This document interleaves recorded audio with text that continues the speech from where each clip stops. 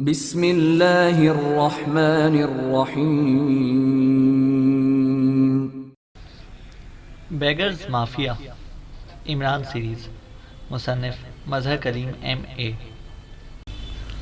نعمانی آہستہ آہستہ کار چلاتا ہوا کالے بازار کے عقب میں واقع کالے محلے کی ایک سڑک پر آگے بڑھا چلا جا رہا تھا۔ خاور کو اسپتال داخل کرانے اور پھر اس کے بارے میں تسلی کر لینے کے بعد اس سے کار لی اور اب وہ صدیقی اور چوہان کو تلاش کرنے کے لیے اس کالے محلے میں پہنچ گیا تھا۔ راگو نے اسے بتایا تھا کہ صدیقی اور چوہان کو اس نے بڑے استاد کے کہنے پر کالے محلے والے اڈے پر بھجوا دیا ہے، جہاں کا انچارج کوشی نام کا بدماش ہے۔ یہ کالا محلہ کالے بازار کے عقب میں تھا اور یہاں ایک کالی کوٹھی تھی جس کے فرنٹ پر کالے رنگ کے پتھر لگے ہوئے تھے۔ اس لیے نعمانی کار چلاتا ہوا اس کالی کوٹھی کو تلاش کر رہا تھا۔ گو اس نے ایک دو آدمیوں سے کالی کوٹھی کے بارے میں پوچھا بھی تھا، لیکن کسی نے اس بارے میں کچھ نہ بتایا تھا۔ اس لیے نعمانی اب خود ہی اسے ڈھونڈتا پھر رہا تھا، لیکن باوجود کوشش کے اسے ابھی تک کالے پتھروں والی کوٹھی نظر نہ آئی تھی۔ اور اب وہ سوچ رہا تھا کہ کیا راگو نے اسے جھوٹ بولا تھا، لیکن پھر اسے خیال آیا کہ جب کالے بازار کے عقب میں یہ کالا محلہ موجود ہے تو پھر یہ کالی کوٹھی بھی لامحالہ ہونی چاہیے۔ اس لیے وہ اسے مسلسل تلاش کرتا پھر رہا تھا کہ ایک موڑ مڑتے ہی اس نے بے اختیار کار کو ایک زیر تعمیر عمارت کی اوٹ میں لے جا کر کھڑا کر دیا، کیونکہ اسے کچھ فاصلے پر کالی کوٹھی نظر آ گئی تھی، لیکن اس کے سامنے ایک گہرے رنگ کی نیلے رنگ کی کار کھڑی تھی اور ایک آدمی اس سے پشت لگائے کھڑا تھا اور کالی کوٹھی کی طرف دیکھ رہا تھا۔ پھر اس سے پہلے کہ صورتحال نعمانی کی سمجھ میں آتی، اچانک ایک آدمی سائڈ گلی سے نکلا اور اس نے مخصوص انداز میں ہاتھ ہلایا تو کار کے سامنے کھڑا ہوا آدمی ہاتھ ہلاتا ہوا تیزی سے سڑک کراس کر کے اس کی طرف بڑھا اور پھر وہ دونوں ہی سائڈ گلی میں غائب ہو گئے۔ تو نعمانی سمجھ گیا کہ حالات خراب ہیں، چونکہ صدیقی اور چوہان کو اس کوٹھی میں بھیجوایا گیا تھا اور وہ اس وقت تک بے ہوش تھے۔ اس لیے نعمانی کے ذہن میں خدشات ابھر آئے۔ اس نے فوری طور پر کوٹھی کے اندر جانے کا فیصلہ کر لیا اور وہ کار سے اترا۔ مشین پسٹل اس کی جیب میں تھا۔ وہ سڑک کراس کر کے تیز تیز قدم اٹھاتا کوٹھی کی طرف بڑھنے لگا۔ سڑک پر ٹریفک خاصی تھی، لیکن اس میں کاریں خالی ہی تھیں۔ زیادہ تر رکشے، موٹر سائیکل اور سائیکل تھے، اور ویسے بھی نعمانی فرنٹ کی طرف سے کوٹھی میں داخل نہ ہونا چاہتا تھا، کیونکہ اسے کوٹھی کے اندر کے حالات کا سرے سے علم ہی نہ تھا۔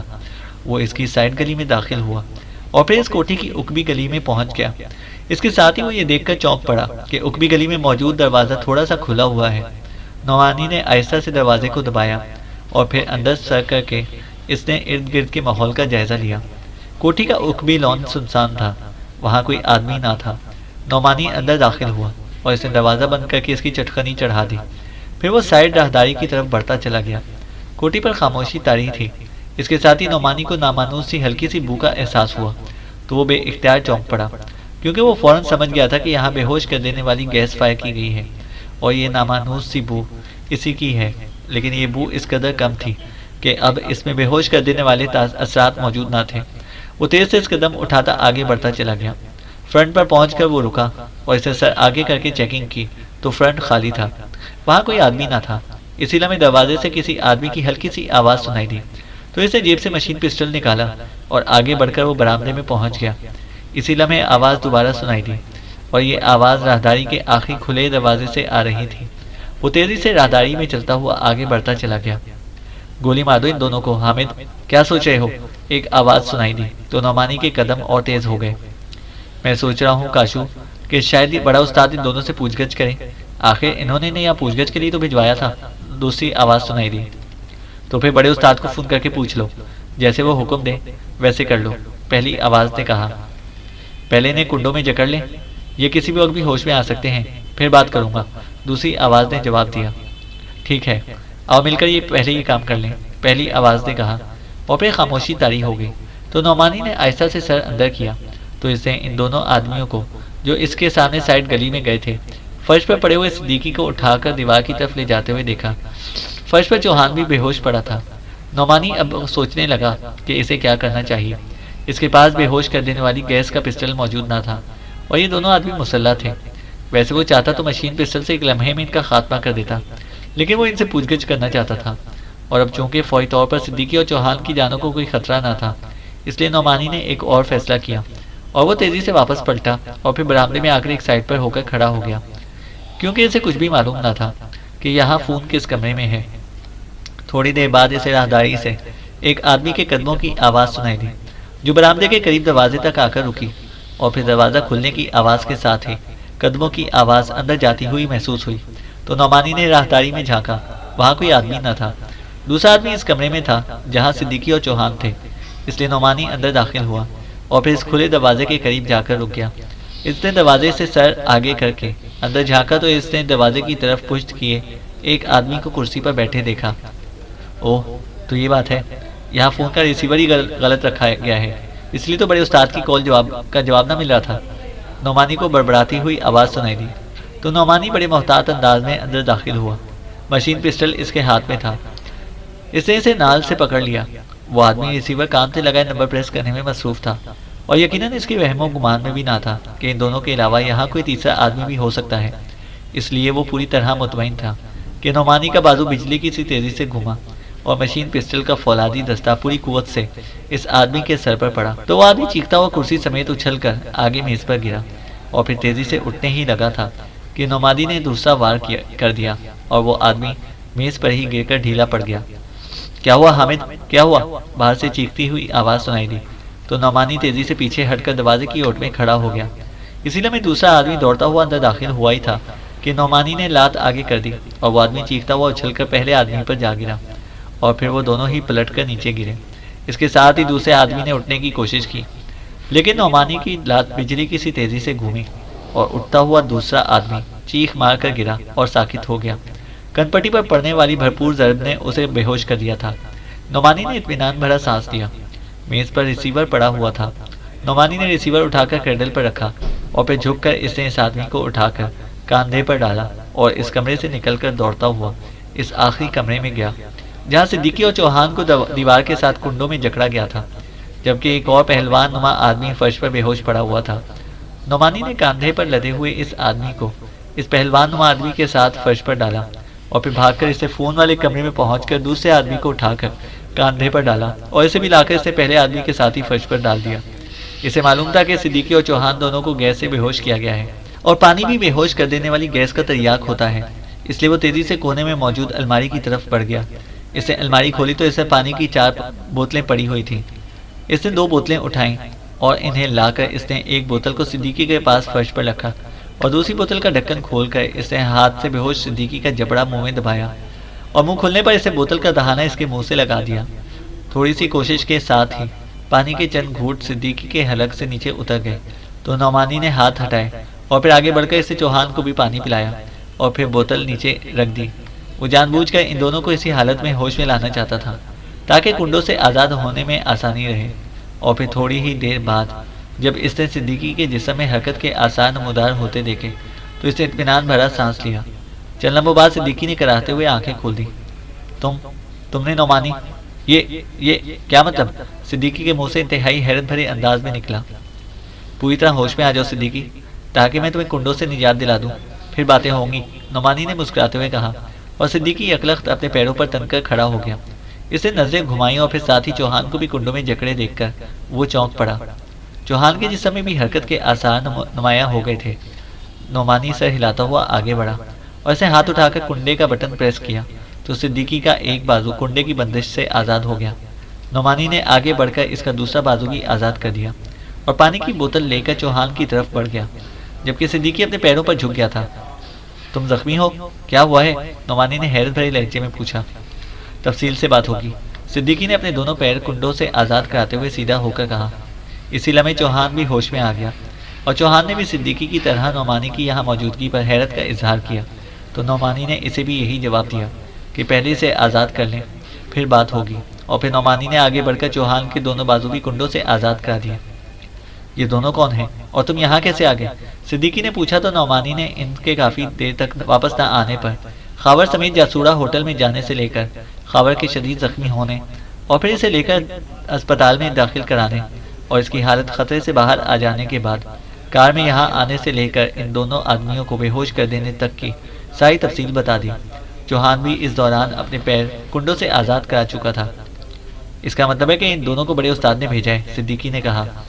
ہاں، کیونکہ فون کا ریسیور غلط رکھا گیا تھا، اس لیے یہاں کال اٹینڈ ہی نہ کی جا رہی تھی، نعمانی نے ایک آدمی کی بڑبڑاہٹ کے بارے میں بتایا۔ اوہ، تو اس گوشی نے ریسیور جلدی میں غلط رکھ دیا تھا۔ صدیقی نے کہا، اور اس کے ساتھ ہی راگو کے آفس میں سرخ شعاؤں کی وجہ سے بے ہوش ہونے سے یہاں ہوش میں آنے، اور پھر اچانک نامانوس سی بو کی وجہ سے بے ہوش ہونے سے اب ہوش میں آنے تک کے تمام حالات بتا دیے۔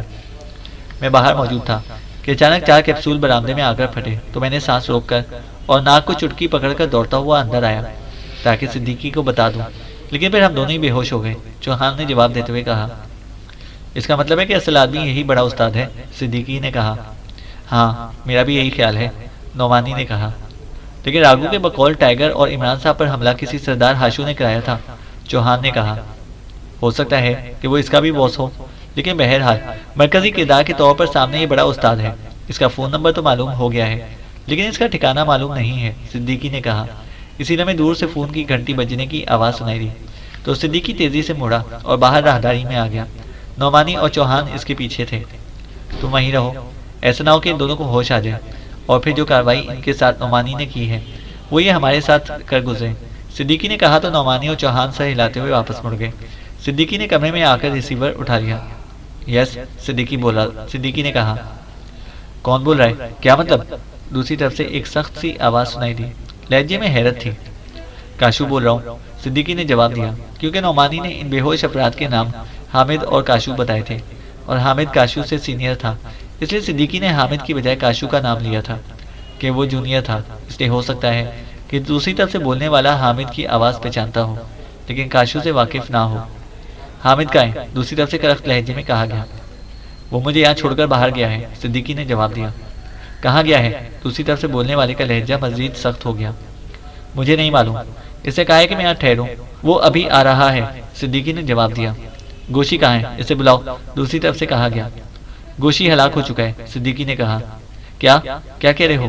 گوشی ہلاک ہو چکا ہے؟ کیوں؟ کیسے؟ دوسری طرف سے انتہائی تیز لہجے میں کہا گیا۔ جناب، ہم نے باہر سے اندر بے ہوش کر دینے والی گیس فائر کی، اور پھر ہم اندر آئے تو گوشی ہلاک ہو چکا تھا، جبکہ 2 آدمی بے ہوش پڑے ہوئے تھے۔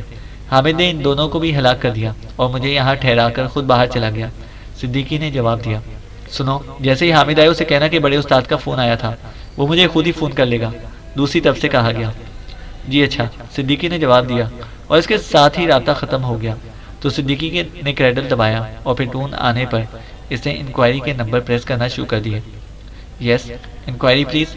رابطہ قائم ہوتے ہی ایک نسوانی آواز سنائی دی۔ اسسٹنٹ ڈائریکٹر انٹیلیجنس کرنل جلیس بول رہا ہوں، صدیقی نے بارود لہجے میں کہا۔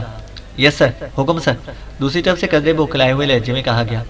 ایک نمبر بتا رہا ہوں، ابھی اس نمبر پر کال کی گئی ہے، چیک کر کے بتاؤ کہ جس نمبر سے کال کی گئی ہے وہ کہاں اور کس کے نام پر نصب ہے، صدیقی نے اسی طرح بارود لہجے میں کہا، اور اس کے ساتھ ہی اسے فون پر درج نمبر بتا دیا۔ یس سر، دوسری طرف سے کہا گیا۔ اچھی طرح چیک کر کے بتاؤ، یہ انتہائی اہم ملکی معاملہ ہے، صدیقی نے اور زیادہ سخت لہجے میں کہا۔ یس سر، دوسری طرف سے کہا گیا، اور پھر لائن پر خاموشی طاری ہو گئی۔ ہیلو سر، تھوڑی دیر بعد انکوائری آپریٹر کی آواز سنائی دی۔ یس، صدیقی نے اسی طرح باروب لہجے میں کہا۔ سر، آپ کے بتائے ہوئے نمبر پر کال جس نمبر سے کی گئی ہے وہ رانی بازار کی ایک بلڈنگ جسے آریہ بلڈنگ کہا جاتا ہے سے کی گئی ہے، آپریٹر نے جواب دیتے ہوئے کہا۔ کیا تم کنفرم ہو؟ کسی غلطی کی گنجائش تو نہیں ہے؟ صدیقی نے کہا۔ نو سر، میں نے دوبارہ چیک کیا ہے، دوسری طرف سے جواب دیا گیا۔ جس نمبر سے فون کیا گیا ہے وہ نمبر کیا ہے اور کس کے نام پر ہے؟ صدیقی نے پوچھا تو انکوائری آپریٹر نے نہ صرف نمبر بتا دیا بلکہ نام مارگو بھی بتا دیا۔ اوکے، اب کہنے کی ضرورت تو نہیں کہ یہ اسٹیٹ سیکرٹ ہے، صدیقی نے سخت لہجے میں کہا۔ میں سمجھتی ہوں سر، دوسری طرف سے کہا گیا تو صدیقی نے ریسیور رکھ دیا اور پھر کمرے سے نکل کر وہ اس کمرے میں آیا جہاں ان کے ساتھی موجود تھے۔ ان کو ختم کر دو اور آؤ، میں نے اس بڑے استاد کا پتہ معلوم کر لیا ہے، اب باقی باتیں وہ بتائے گا، صدیقی نے کہا تو سب نے اسبات میں سر ہلا دیے۔ سیاہ رنگ کی کار خاصی تیز رفتاری سے سڑک پر دوڑتی ہوئی آگے بڑھی چلی جا رہی تھی۔ کار کی سائیڈ سیٹ پر استاد کالو موجود تھا، جبکہ ڈرائیونگ سیٹ پر اس کا نائب بخشو تھا، اور عقبی سیٹ پر بھاری جسم کے 2 آدمی بیٹھے ہوئے تھے۔ ان دونوں کے پاس مشین گنیں تھیں جس پر انہوں نے کپڑے ڈالے ہوئے تھے۔ تمہیں یقین ہے بخشو کہ سردار ہاشو نورے کے پاس ہے؟ سائیڈ سیٹ پر بیٹھے ہوئے استاد کالو نے کہا۔ ہاں استاد، میں نے کنفرم کیا ہے، اور یہ بات بھی کنفرم ہے کہ سردار ہاشو نورے کے گروپ کے ذریعے ہم دونوں کو ہلاک کر کے ہمارے گروپ پر قبضہ کرنا چاہتا ہے، بخشو جو کار ڈرائیو کر رہا تھا نے جواب دیتے ہوئے کہا۔ لیکن بڑا استاد کیا کر رہا ہے؟ کیا وہ اسے نہیں روک سکتا؟ استاد کالو نے گھبراتے ہوئے لہجے میں کہا۔ آپ نے بڑے استاد کو شکایت کی تھی، لیکن پھر کیا ہوا؟ حقیقت یہی ہے کہ استاد کہ سردار ہاشو بڑے استاد کی بات ہی نہیں مانتا، اور نہ جانے کیوں بڑا استاد بھی سردار ہاشو سے دبتا ہے۔ بلکہ مجھے تو یہاں تک معلوم ہوا ہے کہ بڑے استاد نے سردار ہاشو کے دباؤ پر یہ فیصلہ بھی کر لیا تھا کہ ہمارا گروپ بھی سردار ہاشو کے حوالے کر دیا جائے اور ہم دونوں کو کسی اور شعبے میں بھجوا دیا جائے، لیکن ابھی اس پر عمل درآمد کا فیصلہ نہیں ہوا۔ بخشو نے جواب دیا، ہوں پھر تو تمہاری بات ٹھیک ہے، اس سردار ہاشو کا کانٹا ہمیشہ کے لیے نکال دینا چاہیے، لیکن وہاں نورے کا پورا گروپ ہوگا، استاد کالو نے کہا۔ اور ہم بھی تیار ہو کر جا رہے ہیں استاد، ہم پہلے نورے کے اڈے میں بے ہوش کر دینے والی گیس فائر کریں گے اور پھر اندر داخل ہو کر استاد ہاشو سمیت سب کا خاتمہ کر دیں گے۔ بخشو نے کہا، نہیں یہ بزدلی ہے، ہم ان سے لڑ کر انہیں ختم کریں گے، استاد کالو نے ہنکارا بھرتے ہوئے کہا۔ استاد یہ بزدلی نہیں، حکمت عملی ہے، وہاں نورے کے گروپ کے تمام افراد موجود ہوں گے، وہ مقابلے پر اتر آئے تو سردار ہاشو وہاں سے غائب ہو جائے گا۔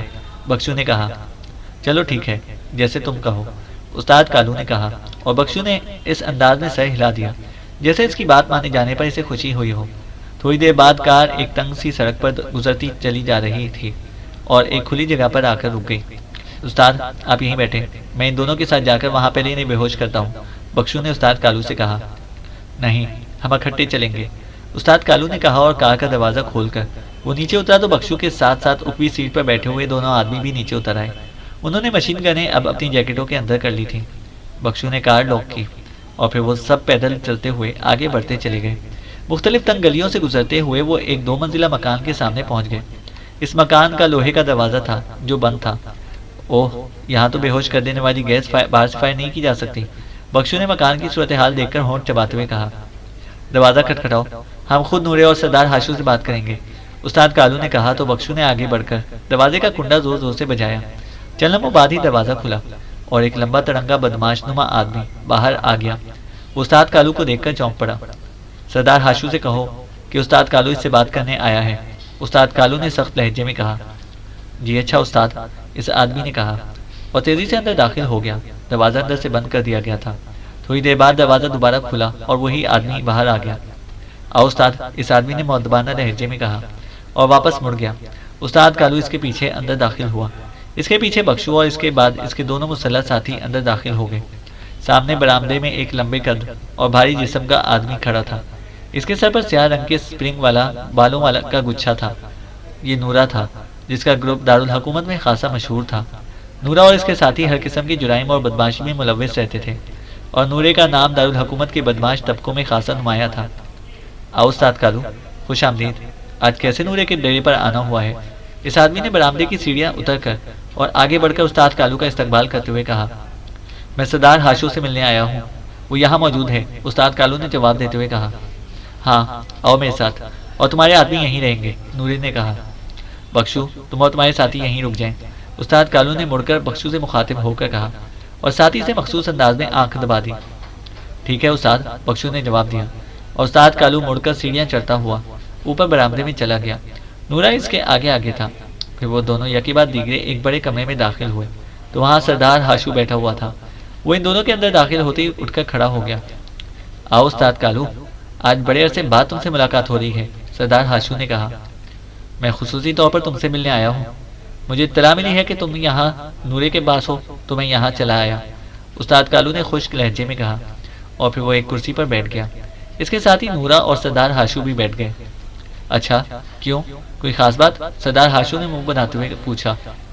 مجھے اطلاع ملی ہے کہ تم میرے قتل کے لیے نورے اور اس کے گروپ کو تعینات کر رہے ہو، میں اس کی وجہ پوچھنا چاہتا ہوں، استاد کالو نے کہا۔ تو نورا اور سردار ہاشو دونوں بے اختیار اچھل پڑے۔ ان دونوں نے حیرت بھری نظروں سے ایک دوسرے کو دیکھا۔ ہاں تمہیں درست اطلاع ملی ہے، تم میرے راستے کی رکاوٹ بن رہے ہو، تمہارے آدمی بخشو نے میرے 2 انتہائی قابل اعتماد ساتھیوں روشو اور فضلو کو ہلاک کرایا ہے۔ میں نے بڑے استاد سے بات کی تھی، اس وقت تو بڑے استاد نے کہا تھا کہ تمہیں کسی دوسرے شعبے میں بھیج دیا جائے گا اور فقیروں کے دونوں گروپ میرے ماتحت کر دیے جائیں گے، لیکن پھر بڑے استاد نے ارادہ بدل دیا۔ وہ شاید تم سے ڈرتا ہے لیکن میں نہیں ڈرتا، اس لیے میں نورے کے پاس آیا تھا اور نورے نے تمہارے اور تمہارے ساتھیوں کے قتل کی حامی بھر لی۔ صاف اور کھری بات یہی ہے، میں نہیں چاہتا کہ جھوٹ بولوں، سردار ہاشو نے کہا۔ ٹھیک ہے تم اپنی حسرت پوری کر لو، میں خود یہاں آ گیا ہوں، استاد کالو نے تنزیہ انداز میں مسکراتے ہوئے کہا۔ نہیں استاد کالو، تم خود چل کر ہمارے پاس آئے ہو، اس لیے تمہیں یہاں اور تمہارے ساتھیوں کو کچھ نہیں کہا جائے گا، لیکن یہ درست ہے کہ میں نے حامی بھر لی ہے، اس لیے اب تمہاری اور میری کھلی جنگ ہوگی، تم جو چاہو کر لو، نورا بہرحال تمہیں ہلاک کر ہی دے گا۔ نورے نے کہا تو استاد کالو بے اختیار ہنس پڑا۔ تم دونوں کو معلوم ہی نہیں ہے کہ استاد کالو کون ہے اور کیا کر سکتا ہے۔ میرے نائب بخشو نے مجھے جب یہ سب کچھ بتایا تھا تو مجھے یقین نہ آیا تھا، لیکن اب چونکہ بات کھل گئی ہے اس لیے اب ہمارے اور تمہارے درمیان کھلی جنگ ہوگی، اور تم دیکھنا اب تمہارے گروپ کے تمام فقیر کیسے میرے گروپ میں شامل نہیں ہوتے۔ اور نورے تم بھی سن لو کہ اب تمہاری اور تمہارے گروپ کی موت میرے ہی ہاتھوں ہوگی، استاد کالو نے تیز لہجے میں کہا اور ایک جھٹکے سے اٹھ کھڑا ہوا۔ اگر تم خود چل کر میرے پاس نہ آئے ہوتے استاد کالو تو اب تک تمہاری لاش کسی ویرانے میں پڑی نظر آ رہی ہوتی۔ بہرحال اب تم جا سکتے ہو، نورے نے انتہائی غصیلے لہجے میں کہا۔ اس کا چہرہ سرخ پڑ گیا تھا۔ استاد کالو تیزی سے مڑا اور پھر کمرے سے باہر آ کر وہ تیز قدم اٹھاتا برآمدے میں آ گیا۔ وہاں بخشو اور اس کے دونوں آدمی کھڑے تھے۔ استاد کالو نے دیکھا کہ وہاں نورے کے بھی 4 مسلح آدمی سائڈ پر موجود تھے۔ آؤ بخشو، تمہاری بات درست ثابت ہوئی، اب ہماری سردار ہاشو اور نورے اور اس کے گروپ کے درمیان کھلی جنگ ہوگی، استاد کالو نے برآمدے کی سیڑھیاں اترتے ہوئے تیز لہجے میں کہا اور پھر تیز قدم اٹھاتا دروازے کی طرف بڑھ گیا۔ بخشو اور اس کے دونوں ساتھی بھی اس کے پیچھے تھے۔ پھر لوہے کا بھاری دروازہ کھول کر وہ باہر آ گئے تو بخشو نے مڑ کر دروازے کا باہر سے کنڈا لگا دیا۔ تم کار میں جاؤ استاد، میں ان دونوں کے ساتھ ابھی پہنچ جاؤں گا، بخشو نے کہا، اور اس کے ساتھ ہی اس نے دونوں مسلح افراد کو اشارہ کیا اور تیزی سے دوڑتا ہوا دائیں طرف آگے بڑھتا چلا گیا۔ استاد کالو نے کاندھے اچکائے اور تیزی سے بائیں طرف آگے بڑھ گیا، جدھر ایک کھلی جگہ پر ان کی کار موجود تھی۔ اسی لمحے اسے اپنے حکم میں دروازے کو توڑے جانے کی آواز سنائی دی، لیکن وہ تیزی سے آگے بڑھتا چلا گیا۔ لیکن وہ ابھی کچھ فاصلے پر پہنچا تھا کہ اچانک زائیں کی آواز کے ساتھ ایک دھماکہ ہوا اور استاد کالو کو یوں محسوس ہوا جیسے کوئی گرم سلاخ اس کی کمر میں گھستی چلی گئی ہو۔ وہ اچھل کر منہ کے بل نیچے گرا ہی تھا، اس کا ذہن یکلخت تاریک پڑ گیا، اور پھر یہ تاریکی جب آہستہ آہستہ روشنی میں تبدیل ہوئی اور اس کی آنکھیں کھلی تو یہ دیکھ کر حیران رہ گیا کہ وہ ایک کمرے میں بیڈ پر پڑا ہوا تھا۔ اس کے جسم پر سرخ رنگ کا کمبل تھا اور اس کے بیڈ کی سائڈ میں اسٹینڈ کے ساتھ ایک خون کی بوتل لٹک رہی تھی، لیکن یہ بوتل ختم ہو چکی تھی اور اسے اسٹینڈ کے ساتھ ہی باندھ دیا گیا تھا۔ وہ فوراً ہی سمجھ گیا تھا کہ وہ کسی ہسپتال میں ہے۔ اس سے سر گھمایا اور دوسرے لمحے وہاں دروازے کے قریب موجود اپنے ایک آدمی کو دیکھ کر چونک پڑا۔ شکورے، اس نے آہستہ سے کہا۔ اوہ استاد، آپ کو ہوش آ گیا، مبارک ہو، اس آدمی نے چونک کر بیڈ کے قریب آتے ہوئے کہا۔ یہ کون سی جگہ ہے اور تم یہاں کیسے موجود ہو؟ استاد کالو نے حیرت بھرے لہجے میں کہا۔ یہ ایک پرائیویٹ ہسپتال ہے استاد، تم نورے کے اڈے سے باہر نکلے تو تمہاری پشت پر گولی ماری گئی تھی اور تم سڑک پر گر گئے، پھر لوگوں نے اٹھا کر تمہیں جنرل ہسپتال پہنچایا۔ ادھر بخشو اور ہمارے دونوں ساتھیوں نے نورے کے اڈے میں اکبی طرف سے گھس کر فائر کھول دیا تھا اور پھر وہاں ہولناک لڑائی ہوئی جس میں نورا، اس کے آدمی بخشو اور ہمارا ایک آدمی ہلاک ہو گیا، جبکہ ہمارا دوسرا آدمی زندہ بچ کر باہر آ جانے میں کامیاب ہو گیا۔ اس نے استاد رحمت کو فون کر کے بتایا تو استاد رحمت آدمی لے کر وہاں پہنچا۔ وہاں سے معلوم ہوا کہ تمہیں بھی گولی ماری گئی ہے اور تم ہسپتال میں ہو، تو استاد رحمت تمہیں وہاں سے نکالا اور اس پرائیویٹ ہسپتال میں پہنچا دیا۔ تمہارا آپریشن ہوا اور تم بچ گئے، اب تمہیں ہوش آ گیا ہے، اب سب ٹھیک ہے، شکورے نے تفصیل بتاتے ہوئے کہا۔ سردار ہاشو کا کیا ہوا؟ استاد کالو نے پوچھا۔ وہ بچ کر نکل جانے میں کامیاب ہو گیا ہے، اس لیے تو تمہیں استاد رحمت نے جنرل ہسپتال سے منگوا لیا تھا، شکورے نے جواب دیتے ہوئے کہا۔ استاد رحمت کو پیغام دو کہ اب سردار ہاشو کو ہر صورت میں ہلاک کیا جائے، استاد کالو نے کہا۔ ٹھیک ہے استاد، شکورے نے جواب دیا تو استاد کالو نے آنکھیں بند کر لیں۔ رانی بازار خاصا گنجان آباد اور قدیم بازار تھا، اس لیے وہاں کار تو کسی بھی صورت نہ جا سکتی تھی۔ نعمانی نے کار رانی بازار سے کافی فاصلے پر روک دی اور پھر وہ تینوں کار سے اتر کر پیدل ہی آگے بڑھتے چلے گئے۔ اس بار لگتا ہے کہ 4 سٹارز پر گردش حاوی ہے، چلتے ہوئے اچانک چوہان نے کہا تو نعمانی اور صدیقی چونک پڑے۔ گردش حاوی ہے؟ کیا مطلب؟ صدیقی نے چونک کر کہا۔ 1 سٹار خاور ہسپتال میں پڑا ہے اور نعمانی اگر غیر معمولی ہمت نہ کرتا تو اس کا بچ جانا خاصا مشکل ہو جاتا، ہم دونوں بھی زخمی ہیں، اور اگر نعمانی وقت پر نہ پہنچتا تو اب تک ہم دونوں بھی بجھ چکے ہوتے، چوہان نے کہا۔ خاور پر اللہ تعالیٰ کی رحمت ہوئی ہے، اس میں میرا کوئی کمال نہیں ہے۔ جہاں تک اس مشن کی بات ہے تو اصل میں یہ مشن غیر تربیت یافتہ بدماش اور گنڈوں کے گرد گھوم رہا ہے، اس لیے ہم ان غیر تربیت یافتہ افراد کے ساتھ مقابلہ آزمائی کرنے میں چکرا گئے ہیں، چوہان نے مسکراتے ہوئے کہا۔ بدماشوں، گنڈوں اور غیر تربیت یافتہ افراد سے 4 سٹارز پہلے بھی مقابلہ کرتے رہے ہیں، لیکن وہاں ٹارگٹ واضح ہوتا تھا، لیکن اس مشن میں ٹارگٹ واضح نہیں ہے۔ راگو کے پاس جانے سے پہلے تو ہم مکمل اندھیرے میں تھے، اب کم از کم بڑے استاد کا کلیو تو سامنے ہے، اب معاملہ تیزی سے آگے بڑھ رہے ہیں، صدیقی نے کہا۔ میرا خیال ہے صدیقی یہ سارے مافیا کا سربراہ استاد ہی ہے، چوہان نے کہا۔ لگتا تو یہی ہے، بہرحال دیکھو، صدیقی نے کہا۔ ہمیں چیف کو رپورٹ دینی چاہیے، نعمانی نے کہا۔ کیا رپورٹ دیں؟ ابھی تو کوئی قابل ذکر کام ہی نہیں ہوا، صدیقی نے کہا، اور اس کے دونوں ساتھیوں نے اس بات میں سر ہلا دیا۔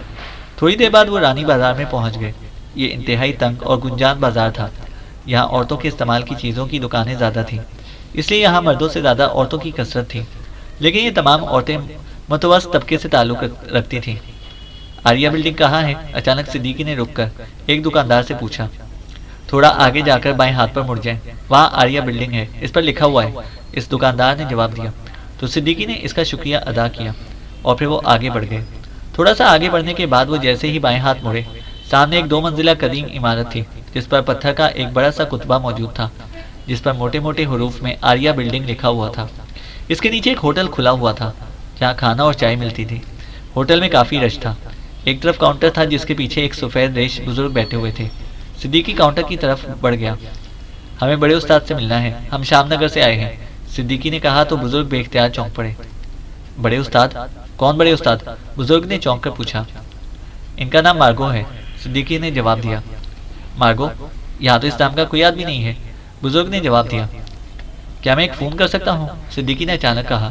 او ہاں ضرور، بزرگ نے کاؤنٹر پر پڑا ہوا فون آگے کر دیا تو صدیقی نے فون پر موجود نمبر کی چٹ دیکھی۔ وہ یہ نمبر نہیں تھا جو انکوائری آپریٹر نے بتایا تھا۔ صدیقی نے ریسیور اٹھایا اور وہ نمبر پریس کر دیا جو راگو نے اور پھر انکوائری آپریٹر نے بتایا تھا۔ دوسری طرف گھنٹی بجنے کی آواز سنائی دی۔ کون ہے؟ وہی آواز سنائی دی جو اس سے پہلے صدیقی اڈے میں سن چکا تھا۔ کاشو بول رہا ہوں، یہاں بڑا استاد ہے، صدیقی نے اسی لمحے کہا جس لہجے میں اس نے اڈے میں کاشو بن کر بات کی تھی۔ تم زندہ ہو؟ کہاں سے بات کر رہے ہو؟ دوسری طرف سے چونک کر پوچھا گیا۔ میں زخمی ہوں بڑے استاد، میں آریہ بلڈنگ کے ہوٹل کے فون سے بات کر رہا ہوں، میں آپ کو خاص باتیں بتانا چاہتا ہوں، صدیقی نے کہا۔ آریہ بلڈنگ؟ تم یہاں کیسے پہنچ گئے؟ کس نے بتایا ہے تمہیں یہاں کا پتہ؟ دوسری طرف سے انتہائی حیرت بھرے لہجے میں کہا گیا۔ حامد نے بڑے استاد، صدیقی نے کہا۔ اچھا تم اکیلے ہو؟ بڑے استاد نے پوچھا۔ جی ہاں، صدیقی نے جواب دیا۔ تم وہیں ہوٹل کے کاؤنٹر پر رکو، میرا آدمی آ کر تمہیں ساتھ لے جائے گا، دوسری طرف سے کہا گیا اور اس کے ساتھ ہی رابطہ ختم ہو گیا تو صدیقی نے ریسیور رکھ دیا۔ تم دونوں باہر بیٹھو، پھر میری نگرانی کرتے ہوئے اندر آ جانا، صدیقی نے ریسیور رکھ کر اپنے ساتھیوں سے کہا تو وہ سر ہلاتے ہوئے واپس مڑ گئے۔ فون کے کتنے پیسے ہوئے بزرگوار؟ صدیقی نے جیب میں ہاتھ ڈالتے ہوئے کہا۔ نہیں کوئی ضرورت نہیں، بزرگ نے کہا تو صدیقی نے شکریہ ادا کر کے جیب سے ہاتھ باہر نکال لیا۔ تھوڑی دیر بعد ایک لمبے قد اور قدرے ورزشی جسم کا نوجوان باہر سے ہوٹل میں آیا۔ وہ سیدھا کاؤنٹر کی طرف آیا۔ کاشو کون ہے؟ اس آدمی نے کہا۔ میں ہوں، صدیقی نے کہا۔ آؤ میرے ساتھ، اس آدمی نے کہا۔ تمہیں کس نے بھیجا ہے؟ صدیقی نے پوچھا۔ بڑے استاد نے۔ آؤ، اس آدمی نے کہا اور واپس مڑ گیا تو صدیقی بھی اس کے پیچھے چل پڑا۔ ہوٹل سے باہر آ کر وہ آگے بڑھ گیا، صدیقی اس کے پیچھے تھا۔ بلڈنگ ختم ہونے پر ایک چھوٹی سی گلی تھی جس کا اختتام عقبی گلی میں ہو رہا تھا۔ وہ اس گلی میں سے گزر کر بلڈنگ کے عقب میں پہنچ گئے۔ یہاں دیوار کے نیچے ایک چھوٹا سا دروازہ تھا جو بند تھا۔ اس آدمی نے آگے بڑھ کر دروازے پر دباؤ ڈالا تو وہ دروازہ کھل گیا۔ آؤ، اس آدمی نے مڑ کر پیچھے کھڑے صدیقی سے کہا۔ ہاں چلو، صدیقی نے کہا تو اس آدمی نے اندر داخل ہونے پر اس نے مخصوص انداز میں سر جھٹکا اور آگے بڑھ گیا۔ وہ آدمی دروازہ بند کیے بغیر آگے بڑھا چلا جا رہا تھا۔ صدیقی اس کے پیچھے تھا اور پھر وہ دونوں ایک کمرے میں داخل ہوئے۔ اس میں ایک میز اور اس کے گرد کرسیاں موجود تھیں۔ بیٹھو، بڑے استاد آ رہے ہیں، اس آدمی نے کہا تو صدیقی کے ذہن میں چونکہ راگو کے آفس میں چھت سے سرخ شعاؤں والا واقعہ موجود تھا، اس لیے اس نے کرسی پر بیٹھنے سے پہلے چھت کو دیکھا، لیکن چھت صاف اور سپاٹ تھی، اس لیے وہ اطمینان سے کرسی پر بیٹھ گیا۔ لیکن جیسے وہ کرسی پر بیٹھا اچانک اس کے سر پر دھماکہ سا ہوا اور وہ بے اختیار آگے موجود میز پر جا گرا۔ اسے سنبھلنے کی بے حد کوشش کی لیکن اس کے سر پر دوسرا دھماکہ ہوا اور اس کے ساتھ ہی اس کے حواس یکلخت جواب دے گئے۔ اسے آخری احساس یہی ہوا تھا کہ اس بار اس کا ہوش میں آنا ناممکن ہے، لیکن پھر جس طرح گھپ اندھیرے میں جگنو چمکتا ہے اسی طرح اس کے ذہن میں بھی جگنو سے چمکنے لگے اور پھر آہستہ آہستہ روشنی پھیلتی چلی گئی اور اس کے ساتھ ہی اس کی جیسے ہی آنکھیں کھلی اس کے سر میں درد کی تیز لہریں سی دوڑنے لگی۔ یہ درد اس قدر تیز تھا کہ اس کے منہ سے بے اختیار کراہ سی نکل گئی۔ اس کے ساتھ ہی اس نے محسوس کر لیا کہ وہ لوہے کی کرسی پر بیٹھا ہوا ہے اور اس کے جسم کو رسی کی مدد سے کرسی سے باندھا گیا ہے۔ اس کے دونوں ہاتھ بھی عقب میں کر کے باندھ دیے گئے تھے۔ یہ ایک بے رنگ سا کمرہ تھا جس کی دیواریں سیلن زدہ تھیں، چھت بھی انتہائی پرانی تھی کمرے میں ایک ٹیوب لائٹ جل رہی تھی۔ اسے نظریں گھمائیں تو بے اختیار چونک پڑا، کیونکہ اس کے ساتھ ہی دوسری کرسیوں پر چوہان اور نعمانی بھی اسی طرح بندے بیٹھے تھے، اور ان دونوں کی گردنیں ڈھلکی ہوئی تھیں۔ اگر 4 اسٹارز اسی طرح بدماشوں کے قابو میں آتے رہے تو 4 اسٹارز کو ختم کرنا پڑے گا، صدیقی نے بڑبڑاتے ہوئے کہا، اور اس کے ساتھ ہی اس کے جسم میں یکلخت توانائی کی لہر سی دوڑ گئی۔ نہیں، 4 اسٹارز اس قدر آسانی سے ختم نہیں ہو سکتے، اسے خود ہی اپنے سوال کا جواب دیتے ہوئے کہا، اور پھر اس کی انگلیاں تیزی سے حرکت میں آ گئیں۔ اس کے اندر جیسے یکلخت جذبے کی تیز لہر سی دوڑ گئی۔ تھوڑی سی کوشش کے بعد وہ اپنے عقب میں بندھے ہوئے دونوں ہاتھ آزاد کرانے میں کامیاب ہو گیا، لیکن اسے باندھنے والوں نے اس کے جسم کے گرد رسیاں اس انداز میں باندھ دی تھیں کہ اس کے دونوں ہاتھ آزاد ہونے کے باوجود حرکت نہ کر سکتے تھے۔ لیکن ظاہر ہے وہ خاموش رہ کر اپنے آپ کو دشمنوں کے اہم و کرم پر تو نہیں چھوڑ سکتا تھا۔ اسے دونوں ہاتھوں کو پورا زور لگا کر سائیڈوں پر کیا، اور پھر ایک کوشش کے دوران اچانک اس کا ہاتھ ایک گانٹھ سے ٹکرایا۔ یہ گانٹھ دائیں طرف تھی۔ اسے فوری طور پر انگلیوں کی مدد سے گانٹھ کو چیک کرنا شروع کر دیا، اور جلد ہی اسے معلوم ہو گیا کہ گانٹھ بالکل اناڑیوں کے سے انداز میں باندھی گئی ہے۔ چنانچہ چند لمحوں بعد گانٹھ کھل گئی، اور اس کے ساتھ ہی اس کے جسم کے گرد بندھی ہوئی رسیاں یکلخت ڈھیلی پڑ گئیں، تو اسے اس بار بآسانی دونوں بازو باہر نکال لیے، اور ظاہر ہے اس کے بعد رسیاں کھولنا اس کے لیے انتہائی آسان تھا۔ اس کے ساتھ ہی ویسے ہی بے ہوش پڑے تھے، جبکہ صدیقی نہ صرف خود ہوش میں آ گیا تھا بلکہ اسے رسیاں بھی کھول دی تھیں، اور اس دوران اس کمرے میں کوئی آیا بھی نہ تھا۔ وہ تیزی سے اٹھا، اور اس کے ساتھ ہی اس کے دماغ میں جیسے درد کی تیز لہریں دوڑ گئیں۔ اس نے بے اختیار سر پر ہاتھ رکھا تو اسے ہلکی سی چپچپاہٹ سی محسوس ہوئی۔ اسے ہاتھ اٹھا کر آنکھوں کے سامنے کیا تو ہاتھ پر خون کی سرخی موجود تھی، اور وہ سمجھ گیا کہ اس کے سر پر ضربے لگا کر اسے بے ہوش کیا گیا تھا، اس لیے وہ خود ہی ہوش میں آ گیا، جبکہ چوہان اور نعمانی دونوں کے سروں پر اسے ایسے کوئی آثار نظر نہ آ رہے تھے۔ اس لیے اس نے یہی نتیجہ نکالا کہ ان دونوں کو گیس سے بے ہوش کیا گیا ہے، اس لیے وہ ہوش میں نہیں آ رہے۔ رسیوں سے آزاد ہوتے ہی صدیقی اٹھا، اور سب سے پہلے اس نے اپنی جیبوں میں ہاتھ ڈالے، لیکن جیبیں تو خالی تھیں، حتیٰ کہ اندرونی جیب میں موجود خنجر بھی موجود نہ تھا۔ صدیقی دروازے کی طرف بڑھ گیا، اس نے دروازے کو دھکیلا تو دروازہ کھلتا چلا گیا، اور صدیقی نے بڑے محتاط انداز میں باہر جھانکا۔ باہر ایک راہداری تھی، لیکن وہ خالی تھی۔ وہ راہداری میں آ گیا، اور پھر تھوڑی دیر بعد یہ دیکھ کر حیران رہ گیا کہ وہ اس آریہ بلڈنگ کی بجائے ایک چھوٹے سے مکان میں موجود تھا۔ مکان بالکل خالی تھا، اور وہاں کوئی آدمی تو ایک طرف، مکان میں کوئی فرنیچر بھی نہ تھا، اور نہ ہی کوئی ایسی چیز جس سے معلوم ہوتا کہ یہاں کوئی رہتا ہے۔ یہ سب کیا ہے؟ یہ بڑے استاد نے مجھے اور میرے ساتھیوں کو یہاں کیوں پہنچایا ہے؟ صدیقی نے حیرت بھرے لہجے میں کہا، اور پھر واپس مڑا۔ ابھی وہ ایک کمرے کے سامنے سے گزر ہی رہا تھا کہ کمرے میں موجود فون کی گھنٹی بج اٹھی۔ اس نے دروازہ کھولا اور کمرے میں داخل ہو گیا۔ گھنٹی کی آواز ایک بند الماری سے آ رہی تھی۔ اس نے الماری کھولی اور تو اندر سے ایک فون موجود تھا۔ اسے ہاتھ بڑھا کر ریسیور اٹھا لیا۔ یس، صدیقی نے کہا۔ بڑا استاد بول رہا ہوں مسٹر، جو بھی تمہارا نام ہوگا میں تمہیں مسٹر اے کے نام سے پکاروں گا۔ تم نے ہوش میں آنے کے بعد رسیاں کھولنے کے لیے جو جدوجہد کی ہے اس کا مجھے علم ہے، اور اس وقت بھی میں ایک اسکرین پر تمہیں دیکھ رہا ہوں۔ مجھے معلوم ہے کہ تمہارا اور تمہارے ساتھیوں کا تعلق سرکاری ادارے سے ہے۔ میں چاہتا تو تم تینوں کو بے ہوشی کے دوران ہی ہلاک کرا دیتا، لیکن میں سرکاری آدمیوں کے خلاف کارروائی نہیں کرنا چاہتا، اس لیے میں تمہیں ہلاک نہیں کرایا، اور تمہاری رسیاں کھولنے میں بھی کوئی مداخلت نہیں کی۔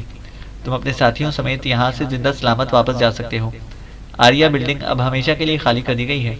مجھے اطلاع مل چکی ہے کہ تم لوگوں نے راگو اور اڈے پر موجود تمام افراد کو ہلاک کر دیا ہے، لیکن کیا تم بتاؤ گے کہ تم ہمارے پیچھے کیوں لگ گئے ہو؟ دوسری طرف سے بڑے استاد نے بڑے متمہل سے لہجے میں کہا، تمہارا نام مارگو ہے، اس لیے میں تمہیں مارگو ہی کہوں گا۔ تم لوگوں نے ملک میں جو بھکاری مافیا بنا رکھا ہے، اور جس طرح تم غریبوں کے بچوں اور لڑکیاں اغوا کر کے ان سے بھیک منگواتے ہو، اور جس طرح انہیں اپاہج اور معذور بنا کر ان سے بھیک کھاتے ہو، ہم اس سارے سیٹ اپ کا خاتمہ کرنا چاہتے ہیں۔ تمہارے آدمی سردار ہاشو نے ہمارے آدمیوں پر قاتلانہ حملے کرائے۔ یہ ٹھیک ہے کہ تم ہمیں بے ہوش کر دینے میں کامیاب ہو گئے، لیکن اگر ہم ہلاک ہو بھی جاتے تب بھی اس سے کوئی فرق نہ پڑتا۔ ہمارے اور ساتھی تمہارے خلاف کام شروع کر دیتے۔ ہم نے بہرحال اس معاشرتی ناصور کا مکمل طور پر خاتمہ کرنا ہے، صدیقی نے کہا۔ ٹھیک ہے، یہ تمہارے خیالات ہیں، تم جو چاہو سوچو اور جو چاہو کرو، لیکن یہ موقع تمہارے لیے آخری ہوگا۔ اس کے بعد بھی تم نے یا تمہارے ساتھیوں نے ہمارے خلاف کوئی کارروائی کی تو پھر پوری دنیا میں تمہارے اور تمہارے ساتھیوں کے لیے کوئی جائے پناہ نہ ہوگی۔ البتہ اس مہربانی کے عوض کیا تم مجھے بتاؤ گے کہ تمہیں آریہ بلڈنگ کے بارے میں کس نے بتایا؟ کیونکہ اس بارے میں میری ذات کے علاوہ اور کسی کو علم نہیں تھا، مارگو نے کہا۔ میں نے اڈے پر کاشو بن کر تم سے بات کی تھی، پھر میں نے فون ایکسچینج سے معلوم کر لیا کہ تم کس فون نمبر سے بات کر رہے ہو اور یہ فون نمبر کہاں نصب ہے۔ اس طرح آریہ بلڈنگ کے سامنے آ گئی، صدیقی نے جواب دیتے ہوئے کہا۔